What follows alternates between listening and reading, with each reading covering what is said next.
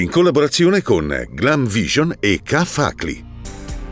Oltre 860.000 elettori questa domenica al voto per eleggere rispettivamente il Consiglio provinciale di Trento e quello di Bolzano. Urne aperte solo nella giornata. Escrementi nell'acqua santiera e croci sui muri, fatte con le feci. La denuncia del sacrestano a San Giovanni di Fassa. Raid vandalico al cimitero. Indagine dei carabinieri. Ha lavorato con dedizione fino a quando le forze gliel'hanno consentito. Lutto nei vigili del fuoco del Trentino per la scomparsa di Sergio Ecker. RSA in crisi e le badanti sono sempre più vecchie.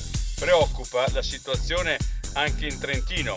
Le famiglie rischiano di non trovare risposte ai propri bisogni. Sull'app di Siusi in auto solo per scattare qualche selfie. L'ira di chi vive le terre alte. Questi turisti non portano valore, lo tolgono. I difetti visivi sono tanti: miopia, astigmatismo, ipermetropia. Il pregio è correggerli con occhiali davvero glam. Con Glam Vision puoi prenotare l'analisi gratuita della vista e poi sfoggiare i tuoi nuovi occhiali che possiamo creare per te. Scopri di più su glamvision.it.